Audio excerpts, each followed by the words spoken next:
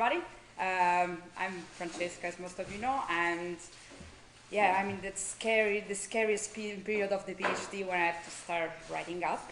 But today I've decided to tell you something not just about my whole PhD, but to focus on one specific technique that I've been using in the past couple of years that I found really, really useful, and I thought that it might be of interest to many people here.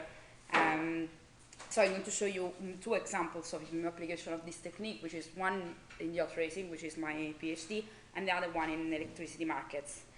So for those who don't know me, I come from Italy, as it's pretty obvious from my accent, where I studied in Rome. I did my undergrad and my master's in mathematics. Then I moved to Newcastle University, where I started my PhD, and I moved here exactly 1 year ago to follow my supervisor from Newcastle.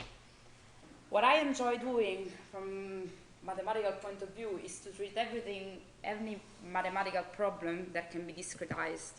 I'm not a big fan of integrals and derivatives, but more of things like graphs, grids, time series, everything that can be seen as discrete. In particular, the big part of my project is about forecasting of time series, and one major technique that I'm using is neural networks, for which I'm really glad to have these new colleagues that are using them as well. So the title of my PhD is Optimizing Yacht Racing Strategy Under Uncertain Wind Conditions. So it started because of my personal interest in sailing, and I'm going to show you a video to give you an idea of what high-level sailing is now. This is the America's Cup. These are images from last year, and it's probably one of the most competitive, probably the most competitive sailing competition.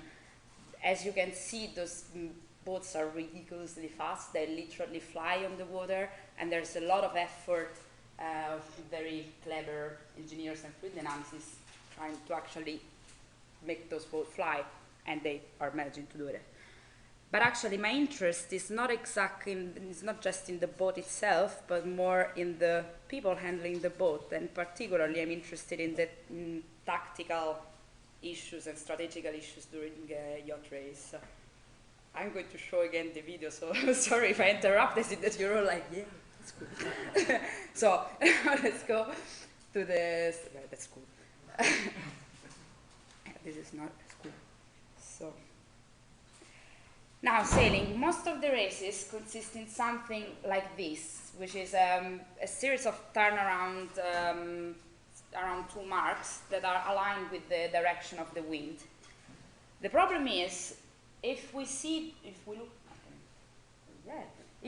look at this graph that represents the typical boat speed of a sailing yacht with respect to the wind direction, we see, first of all, if this is the wind direction, we cannot really sail straight into the wind direction, but we achieve the highest boat speed for angles such as close to 45 degrees.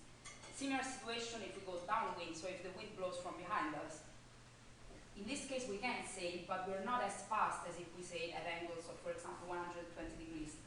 This happens because obviously if the wind blows against us, there's no way we're going to go with a thing that is propelled by the wind against it. And also, if the wind comes from behind us, the problem is that we also by moving the boat, we also generate an apparent wind. Think, for example, when you're on a bike, you feel the wind coming to your face even if there's no wind. And this is going to cancel the wind that comes from behind us. So, because of this is unfortunately not the actual route that we're going to follow around the marks, but it's going to be something closer to this situation, where our boat has to follow a course of 45 or 120 degrees according to the direction, building this complicated zigzaggy thing. Let's focus for 1 second just on thinking about one leg. We need to go from downwind to an upwind mark. This is an example of a typical route that can be followed. We have 2 sharp changes of direction here and here, which are called tacks. And this is something that sailors want to avoid, because it's the thing that makes you waste time when you want to turn the boat. Remember how fast they go and how dangerous that can be.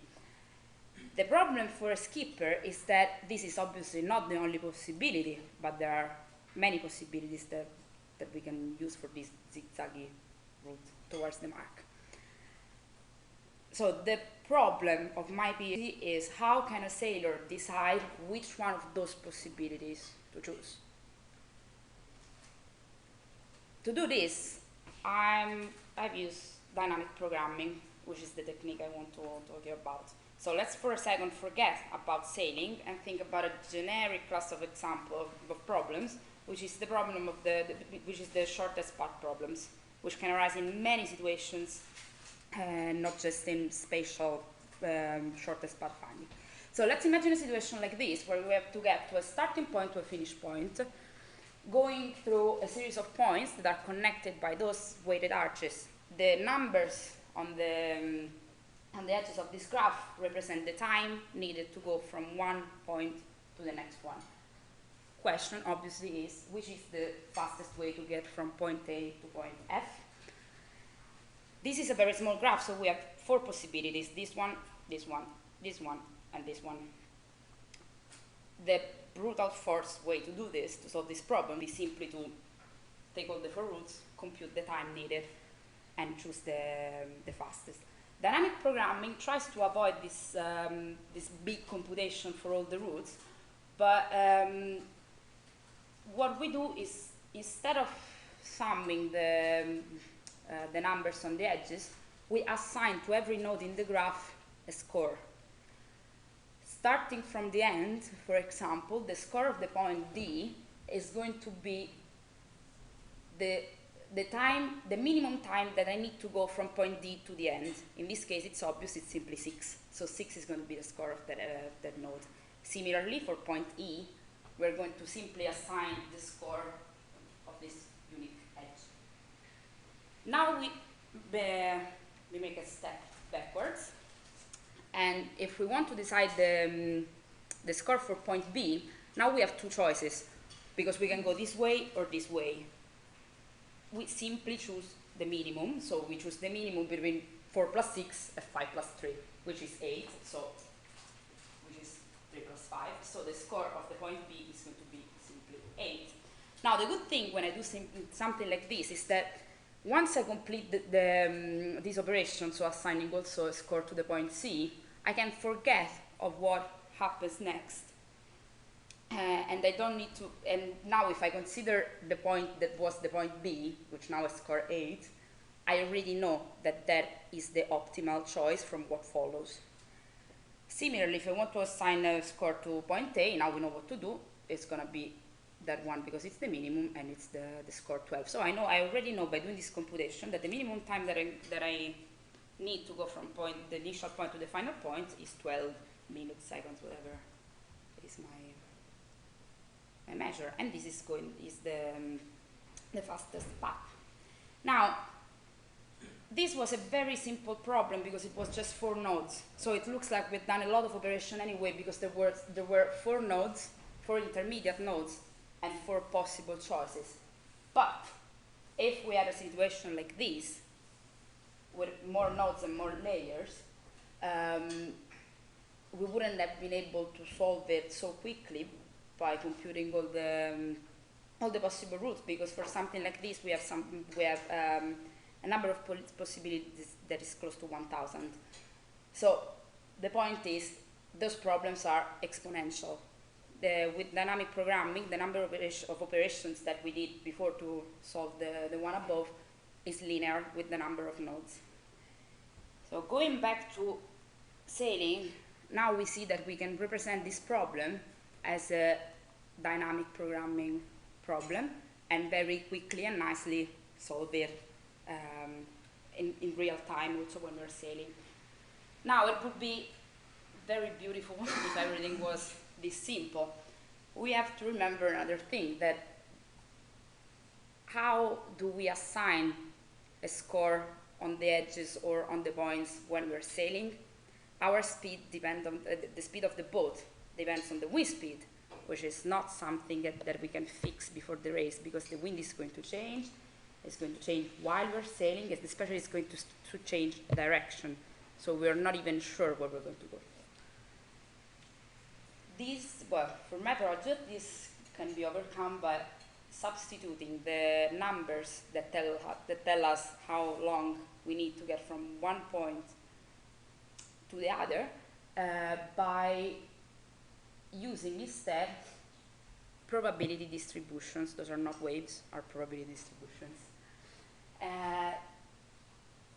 For each edge, the probability distribution can represent the time that a boat needs to go from, for example, from here to here.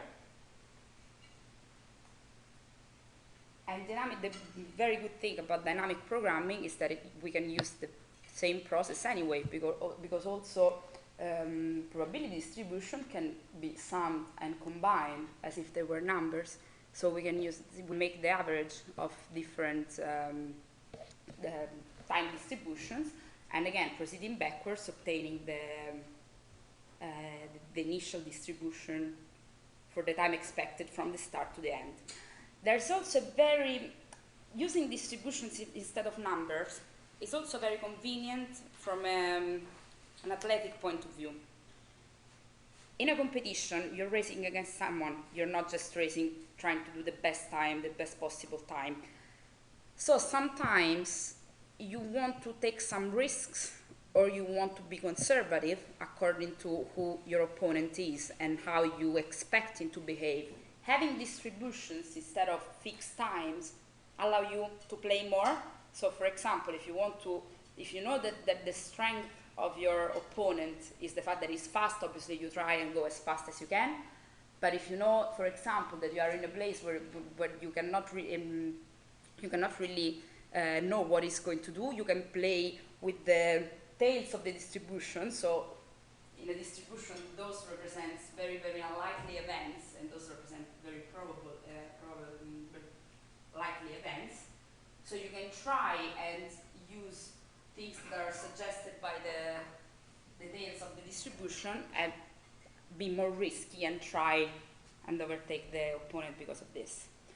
Now, this is very useful and very convincing for sailing, at least for me, but I hope it's the same for you.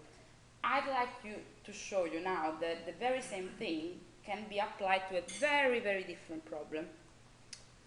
So let's forget about sailing and think about another problem.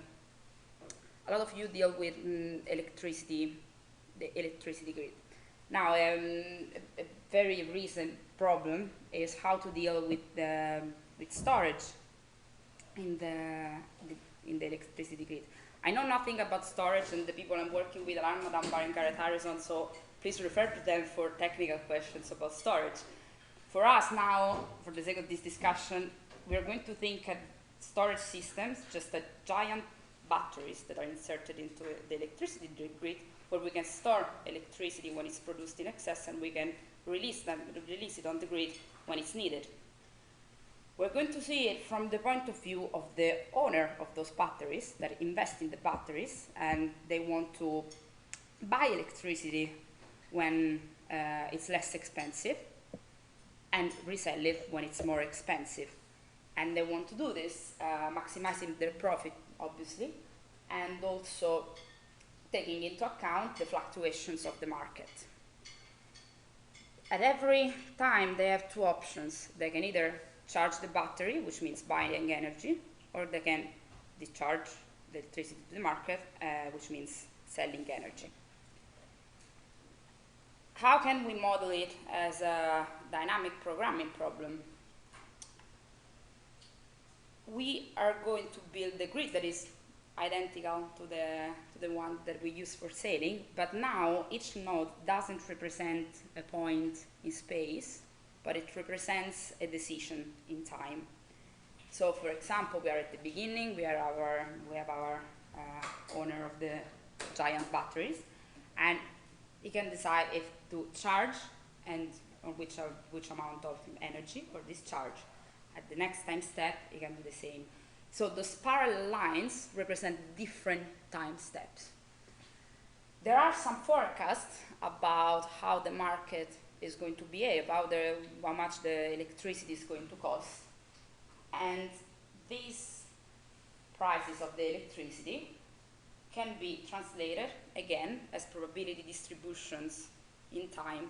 So at this stage, at the initial stage, I have a forecast about the electricity price, which means that I know how much it's going to cost me to charge my batteries, or how much I'm going to gain if I sell my energy at that price, and so on. Now, why do we need dynamic programming for this? Because it's a sequential, it's not like every step is independent from the previous one, because if I am in a moment where it's convenient to sell, it means that at the previous time, I must have charged my batteries, because if I have nothing to sell, I cannot sell it.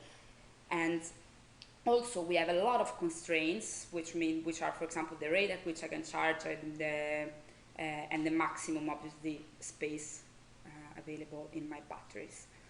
Again, this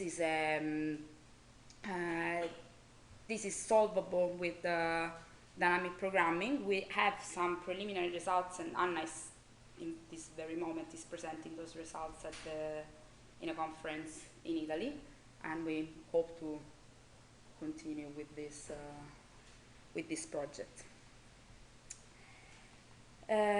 Some remarks, because now I know that you've all fallen in love with dynamic programming and you want to use it for your projects. So let's be careful with some things. This method is very useful when we have something that is big and complicated, to transform from something that can become exponential to something that is linear. Be careful, because if the nodes have too many connections, we still risk to go exponential. So the secret is that we must have what is called an overlapping subproblems, which means that we must be able to divide our original problem in simpler and smaller problems, which in the case of the electricity trading was dividing into definite time steps, and similar way for the sailing problem. The other thing is that problems must have an optimal substructure, which means that if a solution is optimal for the whole problem, it must be optimal for the corresponding subproblem. Careful, because this doesn't mean that the solution must be optimal for every time step. It means that if I know that from here to the end, I have the best route goes through here, then also from here to the end, the best route must go through here, or like from here to the end makes more sense. So if to go from here to here, the best route is this one, obviously the best route to go from here to here is this one. This is not trivial for many problems. The other remark is that also finding the distributions can be a challenging problem. So for example, in the previous case, going from here to here is not an easy thing to do, and there's a lot of research going on about this, and there are different methods, such as the neural networks that I mentioned before. So, to conclude, the story of my PhD started from a very fun, what I believe is a fun problem. So how can a sailor take the best decisions in order to win a race? I spent my past 3 years trying to develop a software that does exactly that, and the main reason is because I am a terrible sailor. Good news is that this project was actually liked by the university, and it has received the Impact Acceleration Award, which means that after I finish my PhD, I'm going to spend 6 months trying to commercialize it and hopefully sell it to the very, very cool people that we saw on the video at the beginning.